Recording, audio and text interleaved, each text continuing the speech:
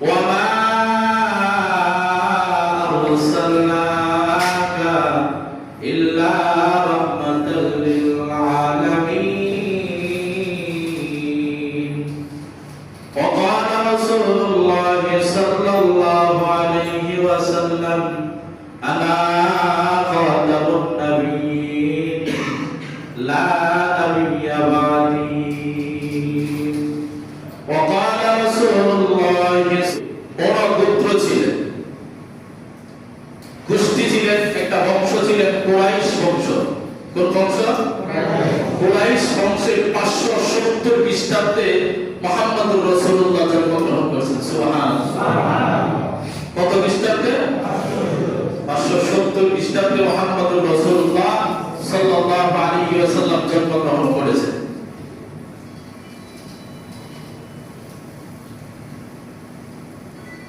এই থেকে হালিমা পর্যন্ত আমি আপনাদেরকে আলোচনা শোনাচ্ছিলাম, মনে আছে? হালিমা পর্যন্ত দুলবা হালিমার কাছে আল্লাহ রাসূলকে আল্লাহ তাআলা নির্দেশে কি করলেন? দুধ খাওয়ানোর জন্য আল্লাহ তাআলা কি করলেন? পাঠিয়ে দিলেন, সৃষ্টি করলেন।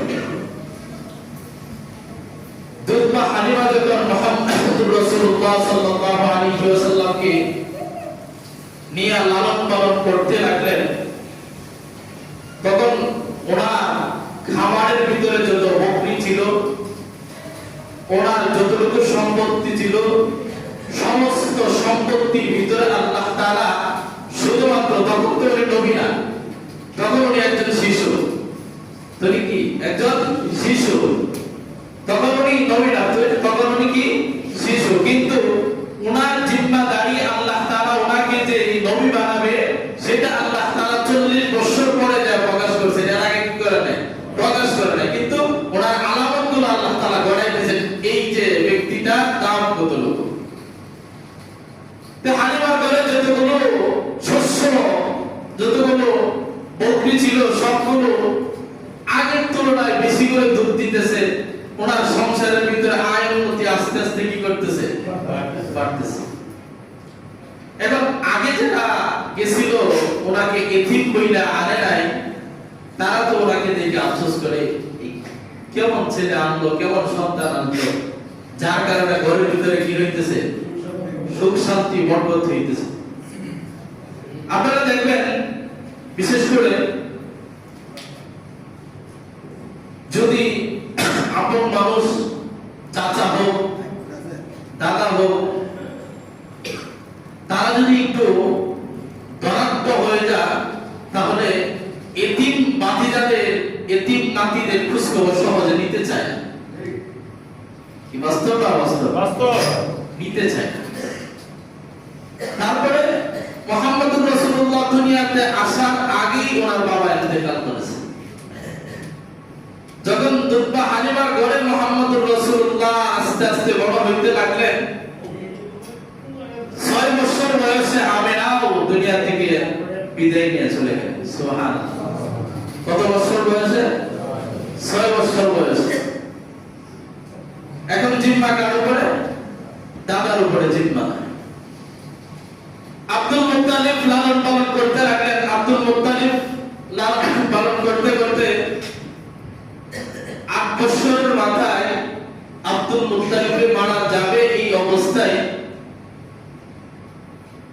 আবু লাহাবকে কি করলেন? ওনাকে দেখভাল করার জন্য জিম্মাদারি দিয়ে দিলেন। কাকে জিম্মাদারি দিলেন? যে আমি যদি মারা যাই, আমার এই নাতি আব্দুল্লাহর সন্তান এই মুহাম্মদ, আমেনার এই সন্তান মুহাম্মদ, আমি মারা যাওয়ার পরে আবু লাহাব তোমার উপরে জিম্মাদারি থাকবে, তুমি তাকে কি করবা? লালন পালন করবা। এই জিম্মাদারি বোঝানোর কিছুদিনের মাথায় আব্দুল মুত্তালিব বিদায় নিয়ে চলে গেলেন। প্রথম ছায়া কে ছিলেন? মা। দ্বিতীয় ছায়া কে ছিলেন? দাদা। এরপরে ছায়া কে? Abdul Muttalib.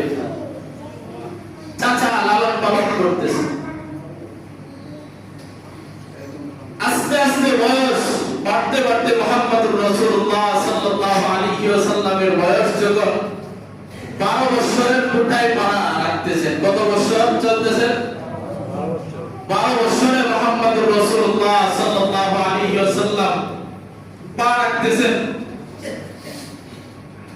মুহাম্মদুর রাসূলুল্লাহকে আবু তালেব এত পরিমাণ ভালোবাসতেন, আবু লাহাব এত পরিমাণ ভালোবাসতেন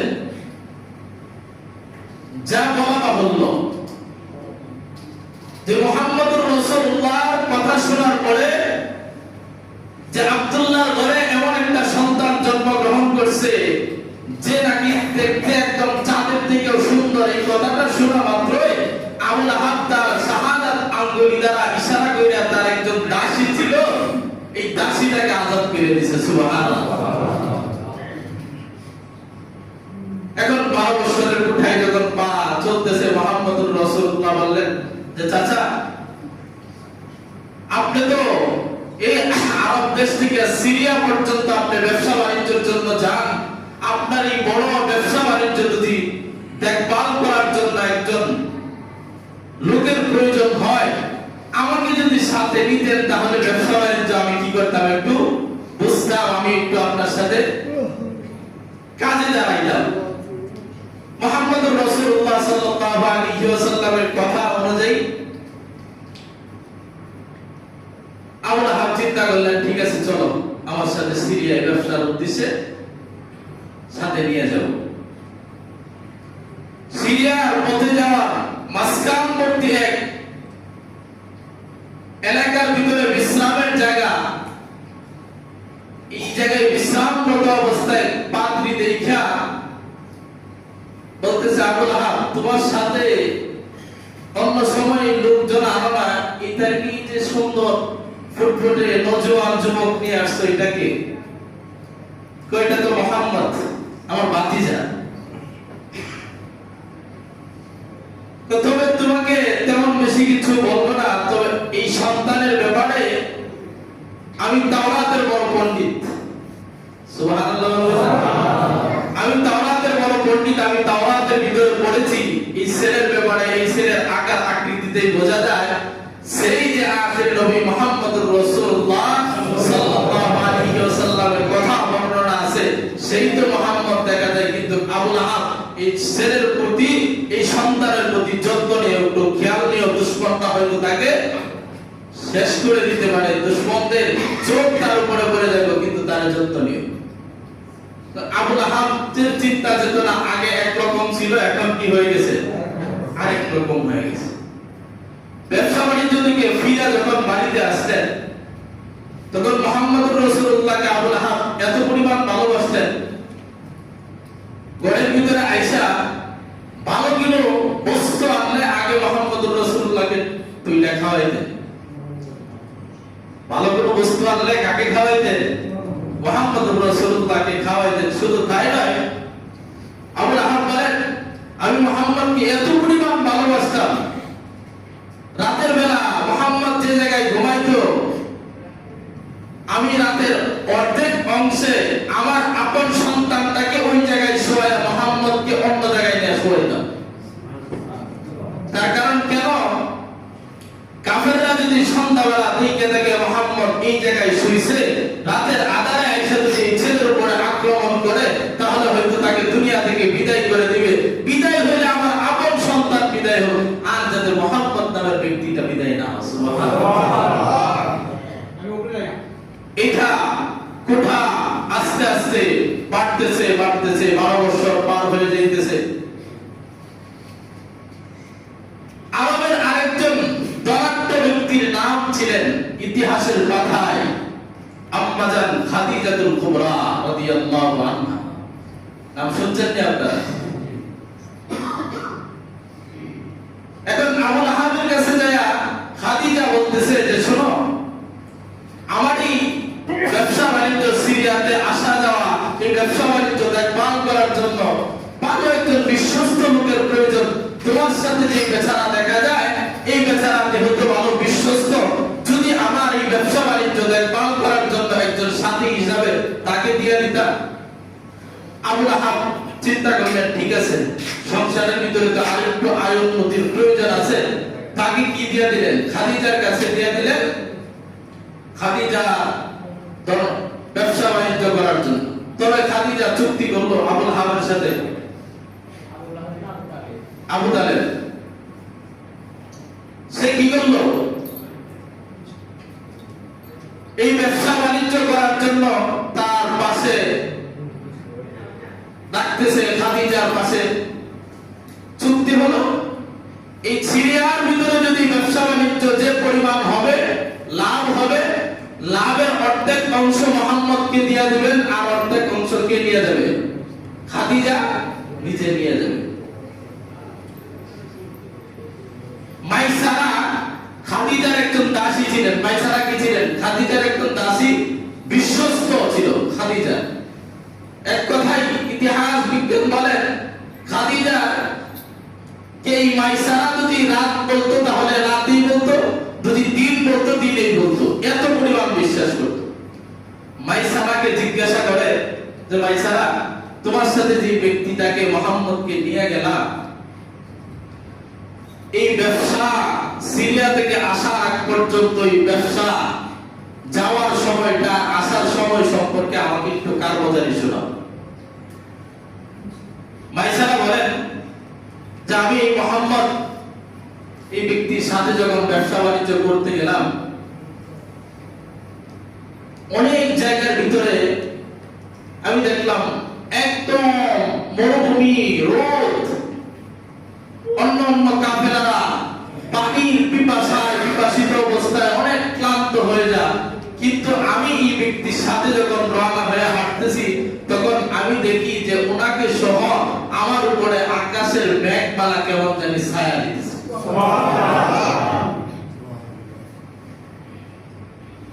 তো আমি কিছু দূর গেলাম, কিছু দূর যাওয়ার পরে দেখলাম এক গাছের নিচে বিশ্রাম করলাম। সূর্য যেদিকে যায় তার বিপরীত দিকে কি যায়? ছায়া যায়। বিপরীত দিকে কি যায়? ছায়া যায় না? তো দেখলাম ছায়া যায়। তো আমরা এই গাছের নিচে যখন বিশ্রাম করতেছি তখন সূর্য ডুবে যায়, সূর্য অন্যদিকে যায়, কিন্তু গাছের ছায়া এই ব্যক্তি ঘুরে না, গাছ ঘুরে ঘুরে ওটাকে ছায়া দিতেছে। সুবহানাল্লাহ।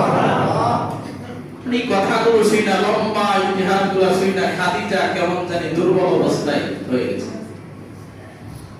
খাদিজা চিন্তা করলেন এই ধনভাণ্ডার দেখার জন্য, আর ইতিহাস বিজ্ঞান বললেন খাদিজা একজন নেককার সৎ নারী ছিলেন, যদিও কি ছিলেন?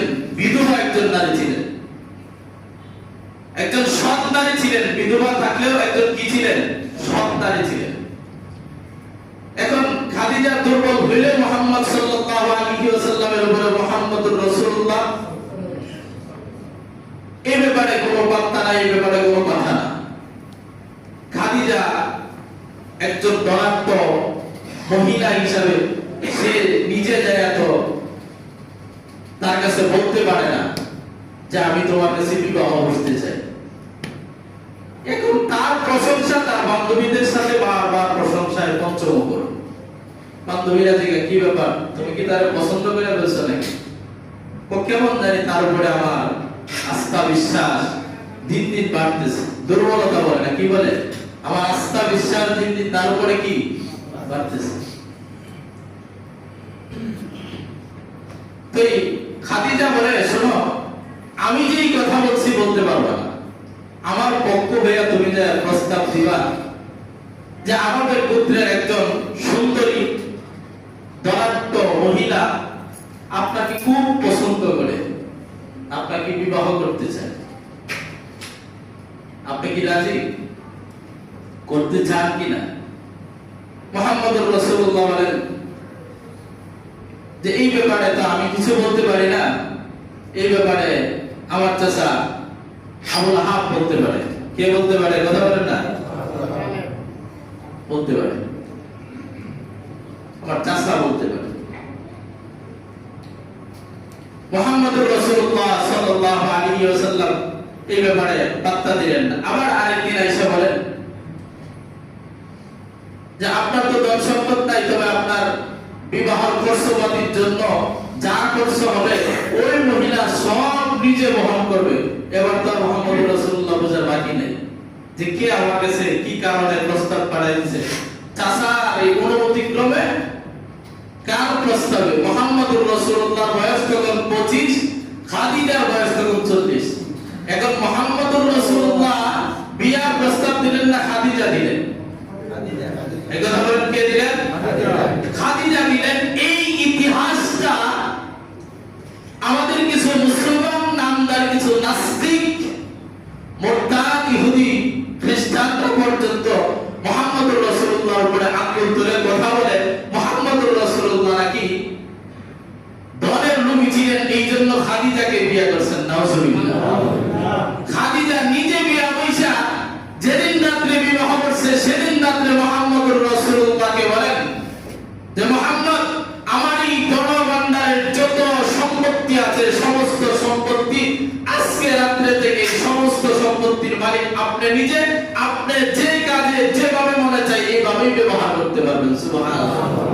কে বানায় দিয়েছে? খাদিজা নিজে বানায় দিয়েছে। খাদিজা নিজে বানায় দিয়েছে। মুহাম্মদুর রাসূলুল্লাহ তার ধনভাণ্ডারের পাগল ছিলেন না। এখন তো ধনভাণ্ডার এই সব নির্দেশনা কে ঘটাই দিয়েছেন? কথা বলেন। এই চিল্লা বলেন, কে ঘটাই দিয়েছেন? আল্লাহ রাব্বুল আলামিন ঘটাই দিয়েছেন। এভাবেই চলতেছে।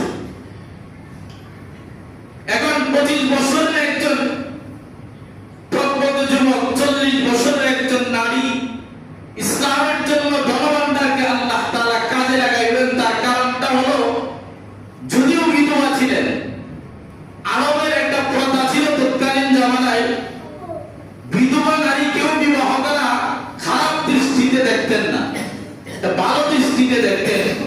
আর এখন আমাদের সমাজের মানুষ ওই বর্বরতার যুগের থেকেও খারাপ নজরের মন মানসিকতা একজন বিধবা নারীর পাশে দাঁড়াইলে নিজের ঘরের বউকে দেখতে পারে না।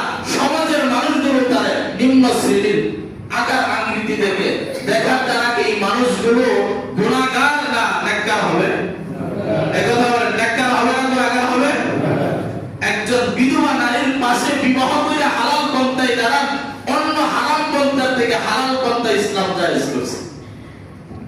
তার পাশে দাঁড়ান, আপনি দাঁড়াইতে পারেন, এটাকে ইসলাম জায়েজ করেছে।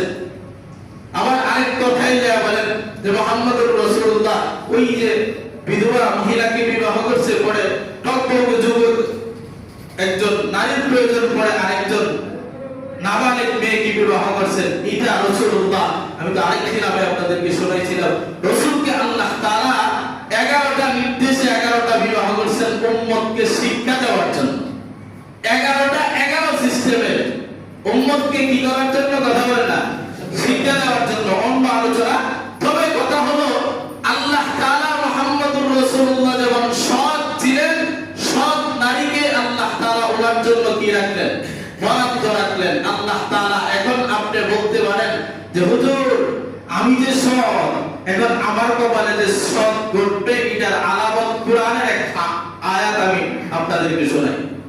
আল খাবিসাতু লিল খাবিসিন। আল্লাহ পাক রব্বুল আলামিন এই কালামে পাকের ভিতরে বলেন, তুমি যদি চিন্তা করো সারা জীবন আকাম কুকাম কইরা বেড়ায় তোমার জিন্দেগীর ভিতরে একজন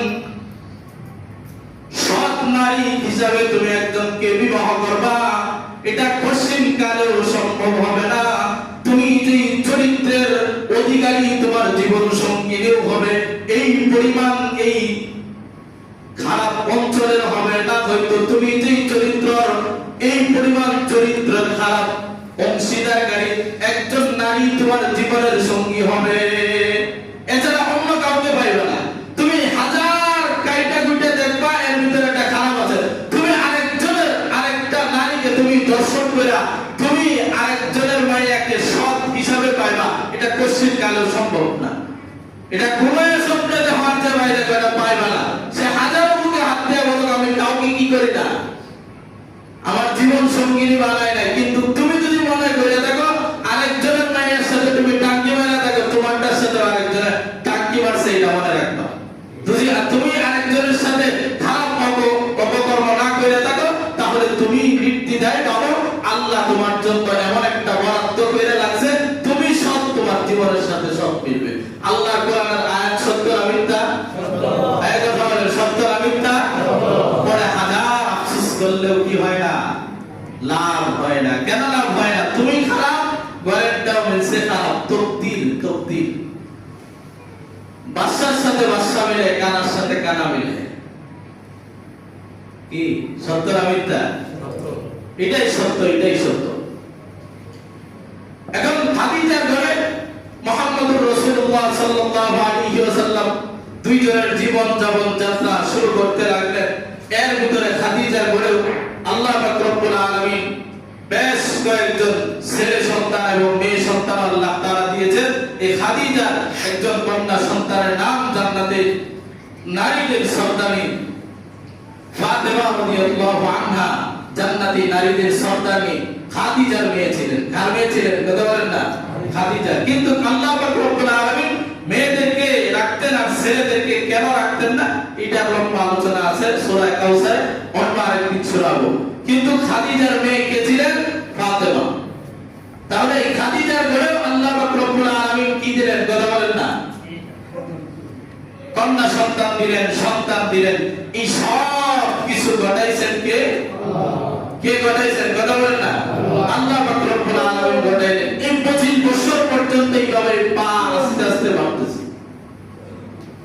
এখন মুহাম্মদুর রাসূলুল্লাহকে এই পরিমাণ বিশ্বাস করেন মানুষগুলো, কাফেররা এই পরিমাণ বিশ্বাস করেন, ওনাদের ঘরে ওনাদের আপন সন্তানের কাছে, ওনার বাবার কাছে যদি ওনার ধন সম্পদ রাখাটা নিরাপদ মনে করতো না, এটা যারা মুহাম্মদের কাছে জমা রাখতেন। সুবহানাল্লাহ।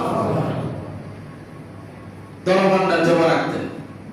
এভাবে কাফেররা বিশ্বাস করতে করতে এক পর্যায়ে মুহাম্মদুর রাসূলুল্লাহকে আল আমিন বলে উপাধি দিলেন। কি বলে উপাধি দিলেন? কথা বলেন না, আল আমিন বলে উপাধি দিলেন। আল আমিন বলে উপাধি দিয়ে দিলেন। চলতেছে, মুহাম্মদুর রাসূলুল্লাহ দেখতেছে সমাজের ভিতরে অন্যায়, অত্যাচার, অপরাধ, যত ধরনের খারাপ কাজ আছে, এটা তো বর্বরতার যুগ ছিল। আইয়ামে জাহিলিয়াতের যুগ এর কিছু অংশ মুহাম্মদুর রাসূলুল্লাহ নবুয়তের আগে পাইছেন। এখন এটাকে কি করে সমাজ থেকে কি করা যায়, দূর করা যায়, এই জন্য মুহাম্মদুর রাসূলুল্লাহ সাল্লাল্লাহু আলাইহি ওয়াসাল্লামের সাথে যারা একমত ছিলেন তাদেরকে নিয়ে মুহাম্মদুর রাসূলুল্লাহ একটা সংগঠন করেছিলেন। এই সংগঠনের নাম হিলফুল ফুজুল। একটা সংগঠন করলেন। কোন সংগঠন করলেন? হিলফুল ফুজুল একটা সংগঠন মুহাম্মদুর রাসূলুল্লাহ করলেন। কি কারণে করলেন? যে অসহায় মানুষদের নিকটে খাবার পৌঁছায় দেওয়া, সমাজ থেকে অন্ধকারকে দূরীভূত করে দেওয়া, সমাজের ভিতরে সৎ এবং নীতি নৈতিকতা আদর্শ কি করা, সমাজের ভিতরে সিস্টেম জারি করা। এই কথাগুলো বললে একদল মানুষ প্রশ্ন করে, আচ্ছা মুহাম্মদুর রাসূলুল্লাহ 40 বছর আগে কোন ধর্ম পালন করতেন? এটা প্রশ্ন না, কথা ঠিক আছে। মুহাম্মদুর রাসূলুল্লাহ 40 বছর আগে ওই যে ইব্রাহিম আলাইহিস সালামের ইব্রাহিমী যে কি ছিল সমাজ ব্যবস্থা ছিল, তখন যে ইসলাম ছিল ইব্রাহিমী সমাজ ব্যবস্থা ছিল। বিল্লাতা আবিকুম ইব্রাহিম ওয়া সাম্মাকুমুল মুসলিমিন। তখনকার উম্মত, তখনকার মুসলমানরা যে উম্মত ব্যবস্থা ছিল, তখনকার যে মুসলিম ব্যবস্থাপনা ছিল, ওই ব্যবস্থাপনার উপরে মুহাম্মদুর রাসূলুল্লাহ অটল ছিলেন। বলেন সুবহানাল্লাহ। তখন ওইটার উপরে কি ছিলেন? ব্যবস্থাপনায় মুহাম্মদুর রাসূলুল্লাহ অটল ছিলেন। এই জন্য তারা অন্য কথাই ভাবতে পারবেন না, অন্য কোন ধর্মের অনুসারী ছিলেন না। একমাত্র ইসলাম আর নীতি নৈতিকতা আদর্শ সমাজের ভিতরে কি করে বাস্তবায়ন করা যায়, এটার জন্য মুহাম্মদুর রাসূলুল্লাহ চেষ্টা করতে লাগলেন। মুহাম্মদুর রাসূলুল্লাহ এই সমাজের অন্ধকারকে দূর করার জন্য হাজারো চেষ্টা করতেছেন সবাইকে নিয়ে, কিন্তু অন্ধকারের জায়গায় আছে। সমাজ থেকে কি করা যায় না, অন্ধকারকে দূরীভূত করা যায় না। আপনি এখন বর্তমান সমাজে আমাদের সমাজ ব্যবস্থা যেগুলো আছে, একজন মানুষ রুখে দাঁড়ানোর জন্য একজন মানুষ সৎ কথা বলবে, তার পক্ষে 1-2 জন পাইবেন। এদেরকেও সাময়িক সময়ের জন্য, বেশিক্ষণের জন্য পাবেন। সমাজের মানুষগুলো এখন সত্য কথা কেন বলতে যায় না? কেন বলতে গেলে পরে নিজে অপরাধী হয়ে শিকার হয়। একবার পায়ের উপর একজন মানুষ কতক্ষণ দাঁড়ায় থাকতে পারে? যদি তার সাপোর্ট না থাকে তাহলে বেশিক্ষণ দাঁড়ায় থাকতে পারে না। এই জন্য সমাজের মানুষগুলো অন্যায়ের ব্যাপারে কেন কথা বলে না? কেন? নিজে যদি অন্যায়ের ব্যাপারে কথা বলতে যায়, পরবর্তীতে সে অপরাধকে তারে বানায় দেয়, তুই অপরাধের সাথে জড়িত। বাস্তব না বাস্তব? এই কথাটা তারে বানায় দেয়। মুহাম্মদুর রাসূলুল্লাহ অন্ধকারকে দূরীভূত করার জন্য চিন্তা চেতনা করতে লাগলেন। এই চিন্তা করার জন্য মুহাম্মদুর রাসূলুল্লাহ দূরে চলে যান। কোথায়? ওই হেরা পর্বতে যায় মুহাম্মদুর রাসূলুল্লাহ সাল্লাল্লাহু আলাইহি ওয়াসাল্লাম ধ্যান মগ্ন থাকেন। ধ্যান মগ্ন থেকে মুহাম্মদুর রাসূলুল্লাহ চিন্তা চেতনা করেন কি করে এই সমাজ থেকে এই অন্যায় দূর করা যায়, এই অন্ধকার দূর করা যায়, গরিব অসহায় মানুষদের পাশে কেমনি ভাবে দাঁড়ানো যায়। মুহাম্মদুর রাসূলুল্লাহ হেরা গুহায় যায় ধ্যান মগ্ন। মুহাম্মদুর রাসূলুল্লাহর বয়স তখন 40 চলে চলে অবস্থায়। এর এক পর্যন্ত মুহাম্মদুর রাসূলুল্লাহ নীতি নৈতিকতা আদর্শ আমি আপনাদেরকে এতক্ষণ পর্যন্ত ছোট আকারে যা শোনাইলাম, নীতি নৈতিকতা আদর্শ বাহিরে ছিলেন না, এটার উপরে অটল ছিলেন। এই কথা বলেন, বাহিরে ছিলেন না অটল ছিলেন? অটল ছিলেন মুহাম্মদুর রাসূলুল্লাহ। এইটা এতক্ষণ পর্যন্ত এই 40 বছর এর আগ পর্যন্ত যা শুনলেন এটাকেই বলে মিলাদুন নবী। এটাকে কি বলে? কথা বলেন না, এটাকেই বলে মিলাদুন নবী। নবীর জন্ম বৃত্তান্ত আলোচনা মিলাদুন নবী। এটাই হবে আগামী কালকের আলোচনা, এটাই হবে মানুষের সম্মুখে আলোচনা। এটা কি হবে? মুহাম্মদুর রাসূলুল্লাহ। তাহলে হুজুর মুহাম্মদুর রাসূলুল্লাহর জন্মদিনে আমরা কি করব? মুহাম্মদুর রাসূলুল্লাহ নিজে পর্যন্ত সাহাবায়ে কেরাম আছেন মুহাম্মদুর রাসূলুল্লাহর জন্মদিন হলো সোমবারে ছিলেন, এই জন্য প্রত্যেক সোমবারে মুহাম্মদুর রাসূলুল্লাহ নিজে রোজা রাখতেন। সুবহানাল্লাহ। এই জন্য 12 রবিউল আউয়াল পারলে রোজা রাখা, পারলে কি রাখা? রোজা রাখা। আচ্ছা বলেন তো, এই যে মহামানব মুহাম্মদুর রাসূলুল্লাহ যিনি আমাদের শাফায়াতকারী হবেন, ওনার জন্য কি ভালোবাসা একদিন না মৃত্যুর আগ পর্যন্ত? এই কথা বলেন, একদিন না মৃত্যুর আগ পর্যন্ত? এখন যারা একদিন মুহাম্মদুর রাসূলুল্লাহকে ভালোবাসা দেখেন, তাদের ভালোবাসা আসলে প্রকৃত ভালোবাসা না। মিলাদ, কিয়াম, জিলাপি খাওয়া, হ্যাঁ 12 রবিউল আউয়ালে সিন্নির ডেক বসানো, এটা কি একদিনের ভালোবাসা না কিয়ামত পর্যন্ত? আমার জীবন যতদিন থাকবে ততদিন ভালোবাসবো। মুহাম্মদুর রাসূলুল্লাহ সাল্লাল্লাহু আলাইহি ওয়াসাল্লামের ভালোবাসার অনেক বিবরণ সাহাবায়ে কেরাম দিয়ে গেছেন। তবে একজন সাহাবী, আল্লাহ রাসূল সাল্লাল্লাহু আলাইহি ওয়াসাল্লামের সাহাবী মুহাম্মদুর রাসূলুল্লাহকে কিছুক্ষণ আগে চেহারা মোবারক দেখে আয়েশা নিজের কাজের ভিতরে ব্যস্ত হয়ে বাগান থেকে খেজুর পাড়তেছে। এমন মুহূর্তে আরবের ভিতরে, মদিনার ভিতরে এলান হয়েছে মুহাম্মদুর রাসূলুল্লাহ দুনিয়া থেকে বিদায় নিয়েছেন, ইন্তেকাল করেছেন। এই এলান যখন হয়ে গেছে, তখন একজন সাহাবী বাগানের পাশ দিয়ে যায়। তো ভাই শুনছনি? কি শুনবো বলো? মুহাম্মদুর রাসূলুল্লাহর খবর জানি? না, আমি তো জানি মুহাম্মদুর রাসূলুল্লাহর চেহারা মোবারক এইমাত্র আমি দেখে আসছি। না, আমি তো ঘর থেকে শুনে আসছি মুহাম্মদুর রাসূলুল্লাহ দুনিয়ার জমিন থেকে বিদায় নিয়ে চলে গেছেন। বলেন সুবহানাল্লাহ। সাহাবী খেজুর গাছ থেকে বলেন, আমি কেমনি ভাবে খেজুর গাছ থেকে নিচে নামছি, কেমনি ভাবে পড়ছি একমাত্র আমার রব্বে কারীম আল্লাহ জানে। আমি আসমানের দিকে দুইটা হাত তুইলা আল্লাহকে বললাম, আল্লাহ আমি প্রত্যেকদিন সকালবেলা যার চেহারার দিকে তাকাইলে আমার দিলের কষ্টগুলো দূর হয়ে যেত। আল্লাহ যার চেহারার দিকে তাকাইলে আমার দিলটা ঠান্ডা হয়ে যেত। যে মুহাম্মদুর রাসূলুল্লাহকে আগামী কালকে যা দেখতে পারবো না, যে চক্ষু দুইটা দ্বারা মুহাম্মদুর রাসূলুল্লাহকে দেখতে পারবো না, হে আল্লাহ আমি আপনার কাছে দোয়া করতেছি, আমার এই দুই চক্ষুর আর কোনো দরকার নাই। সাহাবীদের ভালোবাসা ছিল মুহাম্মদুর রাসূলুল্লাহকে আরেক নজর দেখতে পারবে না দেখা আল্লাহর কাছে দোয়া করছে, আল্লাহ আমার চক্ষু দুইটা কি করে নিয়ে যান। আল্লাহ তাআলা এই সাহাবীর দোয়া কবুল কইরা এই চক্ষু দুইটা আল্লাহ তাআলা তার দৃষ্টি শক্তি আল্লাহ তাআলা ছিনায় নিয়ে গেছে। এটা নবীজির ভালোবাসা। নবীজির জন্য মহব্বত আর ইশক ভালোবাসা থাকলে সারা রাত পর্যন্ত নবীজির মহব্বত আর ভালোবাসা নিয়ে রাতের বেলা আপনি দাঁড়ায় নামাজ পড়েন, মুহাম্মদুর রাসূলুল্লাহ সুন্নতের পাবন্দি করেন, এটা হবে কালকে আমাদের ময়দানে আপনার জন্য সুপারিশকারী, এটা হবে আপনার নাজাতের উসিলা। এছাড়া বিকল্প রাস্তা নেই। বাকি যত ধরনের বন্ডামি আছে সমস্ত বন্ডামি শিরক। আল্লাহ তাআলা বলেন আল্লাহ সব মাফ করতে পারেন। আল্লাহ কি মাফ করতে পারেন? কথা বলেন না। সব মাফ করতে পারেন আল্লাহ পাক রব্বুল আলামিন। শুধুমাত্র একটা গুনাহ মাফ করতে পারেন না আল্লাহ তাআলা, শিরক নামক গুনাহ মাফ করতে পারেন না। এই দিন যদি আপনার জীবনের ভিতরে আমলকে নষ্ট করে দেন, বরবাদ করে দেন, শিরক করেন, তাহলে কি জান্নাত পাওয়া সম্ভব হবে? কথা বলেন, জান্নাত পাওয়া সম্ভব হবে? জান্নাত পাওয়া সম্ভব হবে না। 40 বছরের ভিতরে চলে আছেন হেরা গুহার ভিতরে। এখন তো যারা হজ করতে গেছেন হাজী সাহেবরা আছেন হেরা পর্বতে, যেখানে কোরআন নাজিল হয়েছে, কোরআন নাজিলের পাহাড় বলা হয়।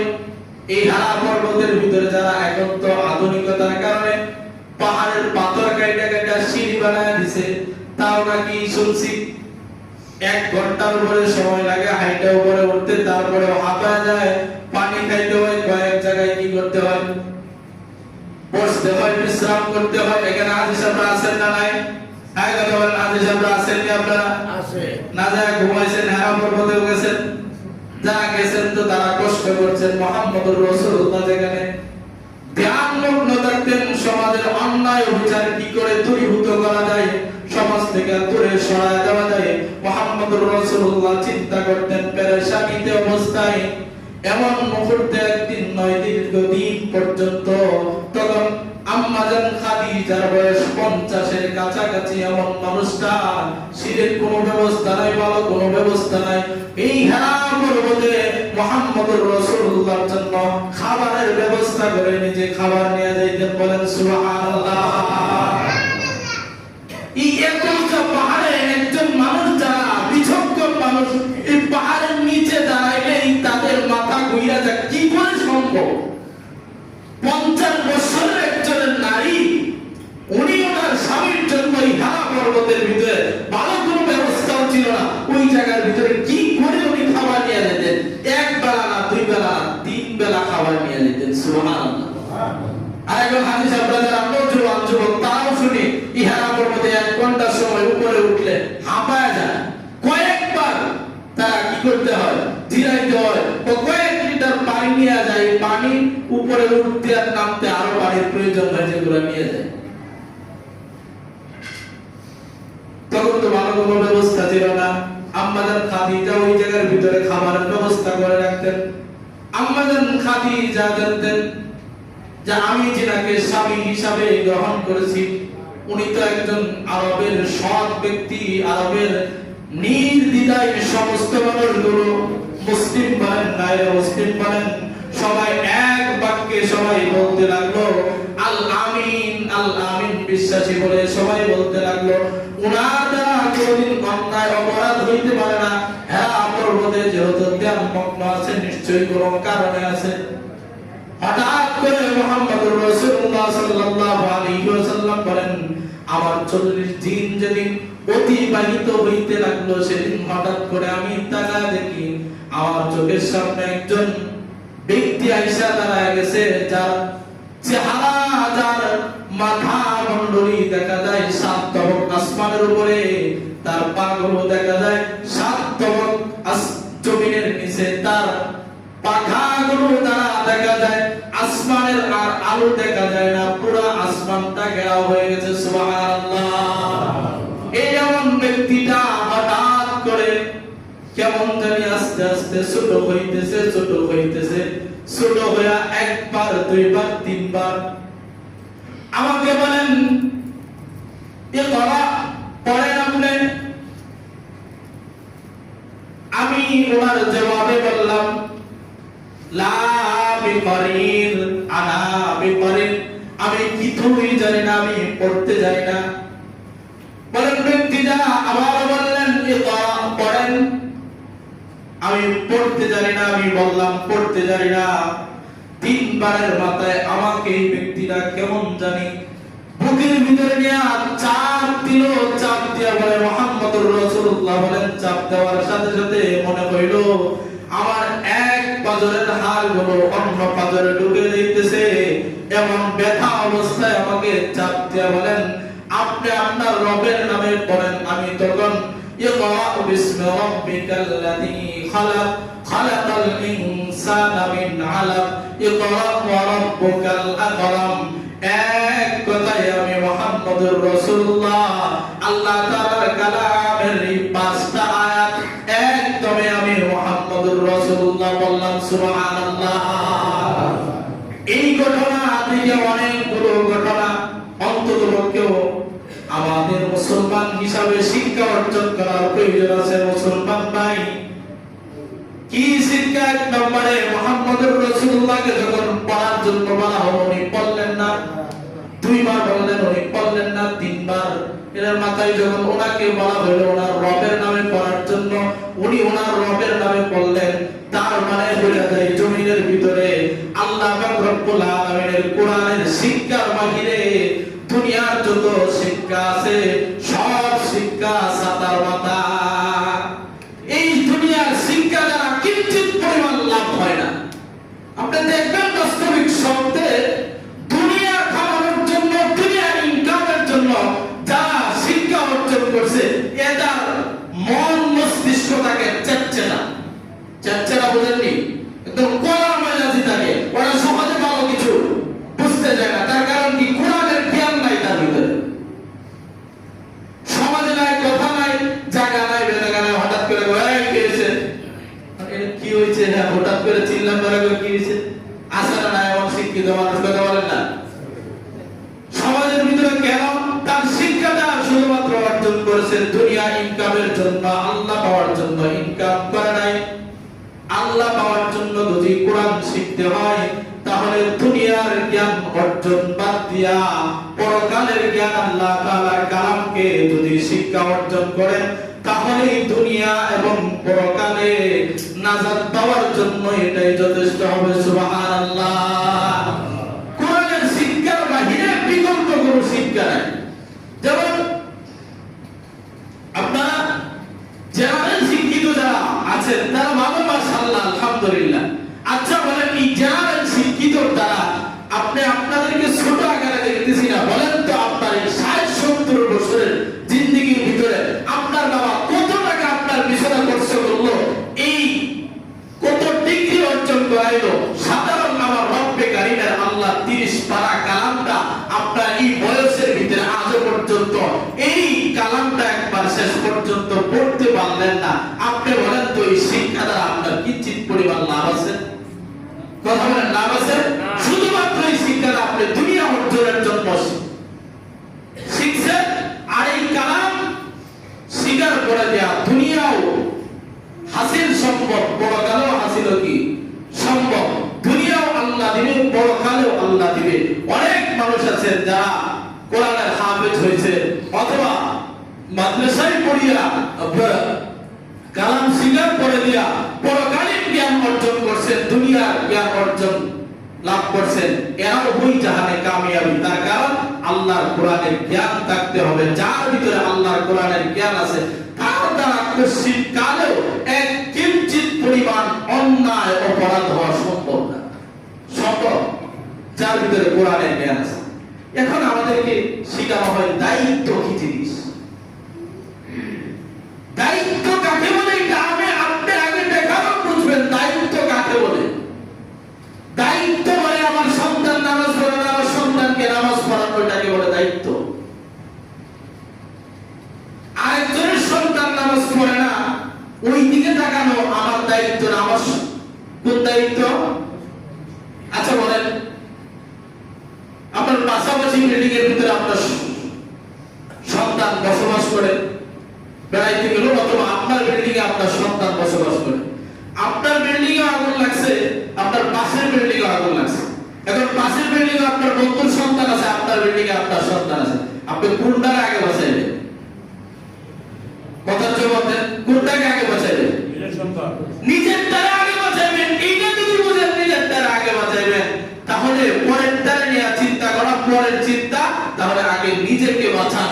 আল্লাহ নিজে বলছেন কু আনফুসাকুম ওয়া আহলিকুম নারা, আগে নিজে জাহান্নামের আগুন থেকে বাঁচো, এরপরে পরিবার পরিজনকে বাঁচাও, এরপরে পাড়া মহল্লা, এরপরে আত্মীয় স্বজন, এরপরে পরের চিন্তা। আগে আমরা পরের চিন্তা করি, নিজের চিন্তা করি না। আল্লাহ কোরআনের জ্ঞান আজ পর্যন্ত মেহেরবানি করে আমি আপনাদেরকে বলি যে আপনাদের সময় বৃথা। আপনাকে কবরের ভিতরে প্রশ্ন করা হবে, যেমন প্রভু জগতের ভিতরে প্রশ্ন করা হয়েছিল আলাস্তু বিরাব্বিকুম, ওখানেও আপনাকে প্রশ্ন করা হয়েছিল তোমার রব কে, ওখানেও আমি কি তোমাদের রব না, ওখানেও আরবিতে আপনাদেরকে প্রশ্ন করা হয়েছিল, কবরেও আপনাকে আরবি প্রশ্ন করা হবে। সুতরাং কোরআনের বাহিরে যাওয়ার বিকল্প রাস্তা নাই। কোরআন মোতাবেক, রাসূলের সুন্নাত মোতাবেক আমাদের জীবনকে চালাবো তো ইনশাআল্লাহ।